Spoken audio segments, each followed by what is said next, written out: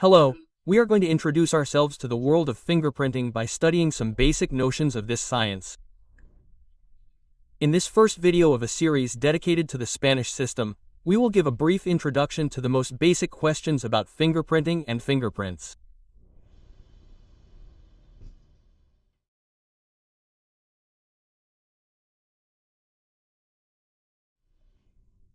We are going to talk about fingerprinting. And what is fingerprinting? Well, if we go to the dictionary of the Royal Spanish Academy, we will find a definition like the one we see now on the screen, as the study of fingerprints that are used to identify people. The study of fingerprints that are used to identify people. And this is a very concise definition, but also exact of what we understand by fingerprinting. Although if we want to go a little further in a slightly broader description, we could say that it is the science that deals with the study of papillary ridges, those ridges that are found on the tips of a person's fingers.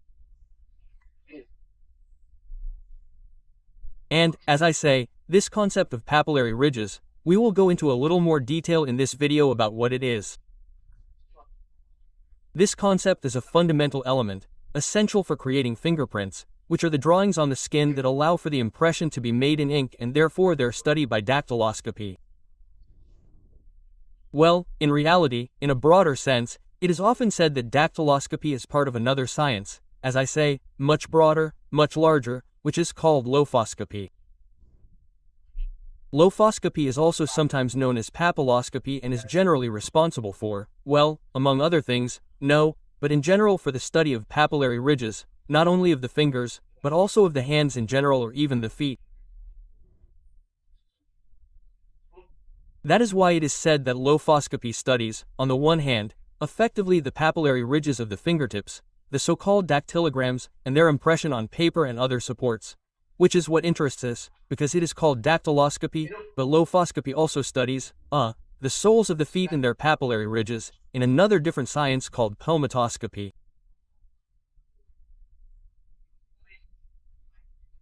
And it would also study the papillary drawings of the hands, the so-called chiroas, and that would be another part of lophoscopy called chiroscopy.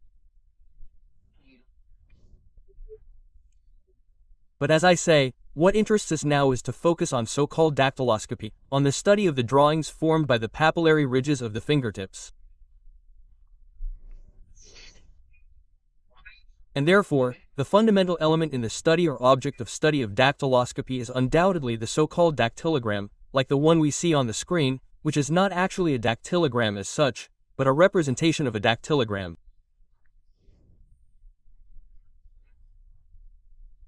This fingerprint is, as I say, a representation of the design created by the reliefs and ridges of the skin of the tip of a finger, in this case a finger of a hand. And that's how we define it. If we look for a definition of fingerprint, we can define it as a design, some would say a footprint, formed by the reliefs and grooves found on the tips of the fingers once they have been reproduced or left imprinted on a certain surface.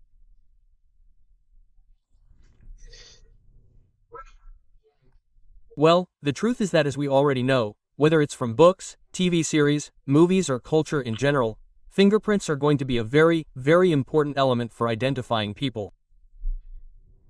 Very important.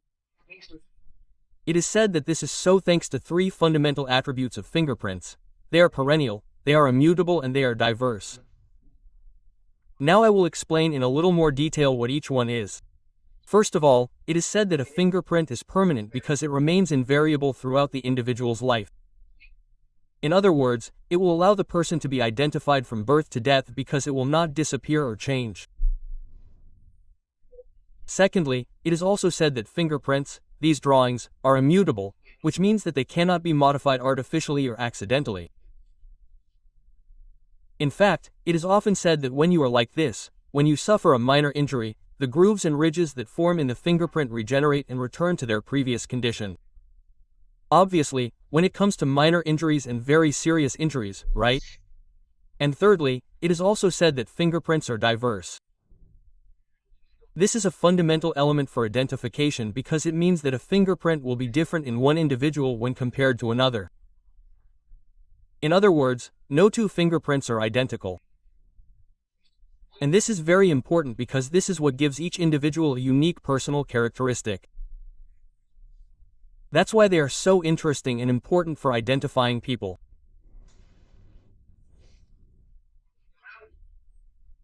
Although we generally refer to fingerprints as the pattern formed by the papillary ridges, fingerprints are actually classified into three main types, which we will now examine.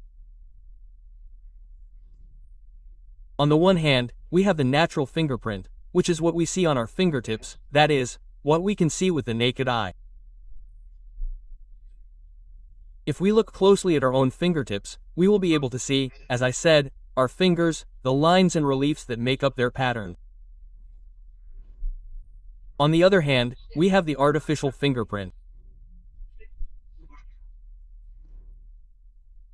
This is the most important fingerprint for us, at least for the purposes of identifying people, because it is the pattern that appears when we graphically reproduce a natural fingerprint, either using the old methods with ink or powder, or with, as is now more common, the modern system, an electronic fingerprint scanner.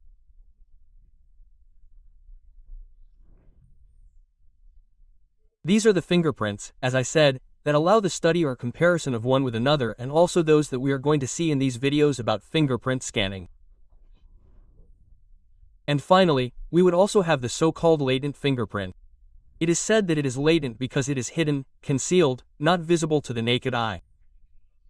These types of fingerprints are those that we leave without realizing it when we touch certain objects, not all, but many objects, the majority.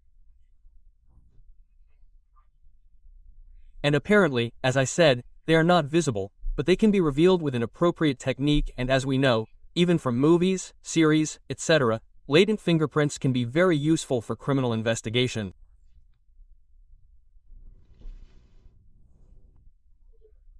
On the other hand, when fingerprints are studied, a certain structure is also usually distinguished within the fingerprint itself, like what we see on the screen, a structure that allows us to identify the different parts or areas of it.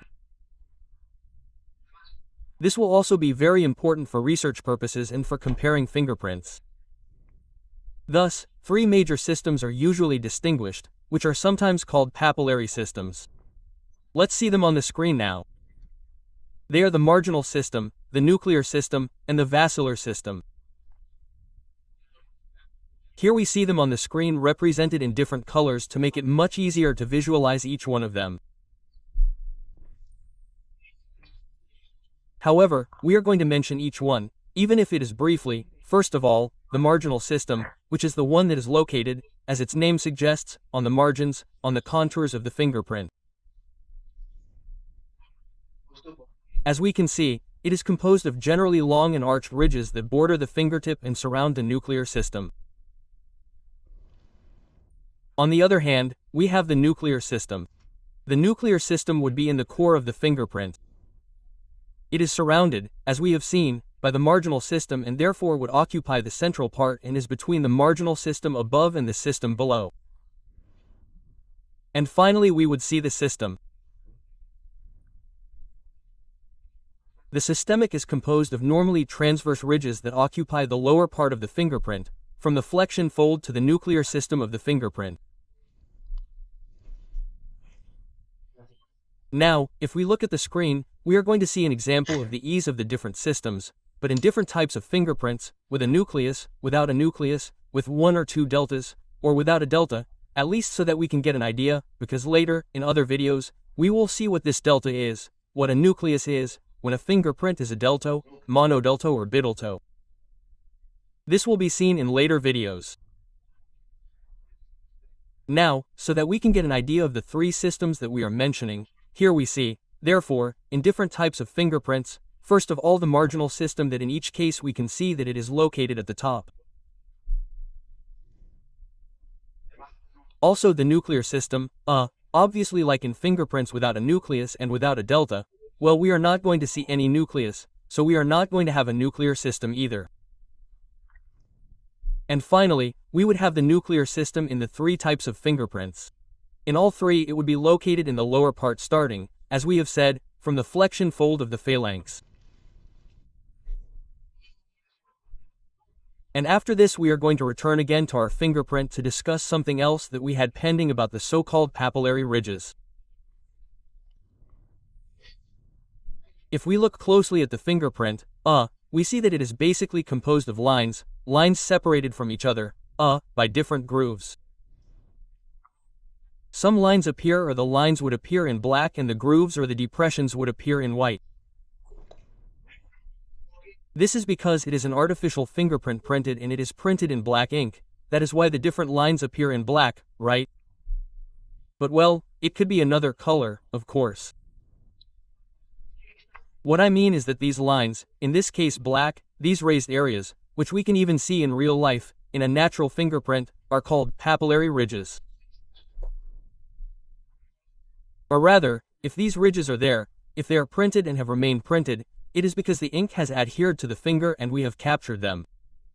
Why? Because they are protruding, they are papillary ridges that stand out on the skin, and that is why they allow them to remain captured on paper or on the card or wherever we capture that artificial fingerprint. The papillary ridges are created by the skin's dermal papillae. Let's not forget that, after all, what we have on our fingers is skin, blood vessels, and sweat glands. This is precisely what allows these objects, most of them, to retain the fingerprints as latent fingerprints when we touch them, which can be revealed in the future.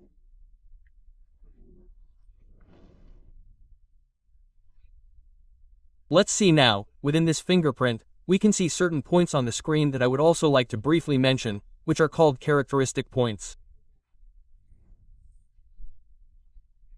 And considering that, as we have said, the distribution of the ridges is different in each individual, studying these characteristic points, these singularities of each fingerprint, will be very important for identifying people.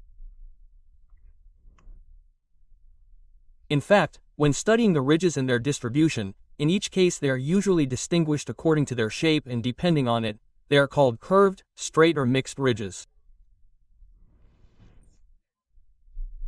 In turn, even within each of them and depending on the position of these ridges, when they join or come together with others, they usually create very capricious characteristic points that allow one fingerprint to be clearly differentiated from another. Well, it talks about deviations, points, splices, interruptions, fragments, or other names, the so-called, as I say, characteristic points, very important for identifying and comparing dactylograms because they will be different in one and in another.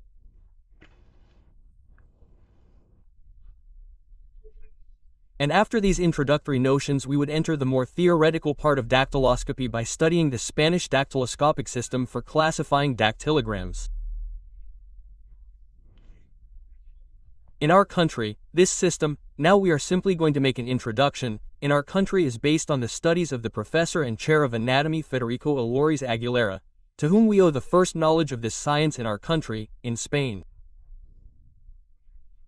He is credited with being the creator of the Spanish dactyloscopic system, as we know it today, basically. And in some way, in our country all studies would start from his research. His system is very important and is based on a fundamental distinction, which is that of deltas and nuclei. I repeat, deltas and nuclei. For Alloriz's era this distinction is fundamental. Taking into account the distribution of deltas or nuclei that we find in a fingerprint, we will be able to classify it into different types, and in this way we will be able to identify a person according to their fingerprints. For that, we will see in two separate videos, of course, so as not to make this video excessively long and tedious, in two separate videos below. Everything related to deltas, nuclei and the different fingerprints that we can find according to the number, location or shape of these deltas or nuclei, which is what makes up in its basic terms the structure of the Spanish fingerprint system. Therefore, I will see you in the next video about the Spanish styloscopic system.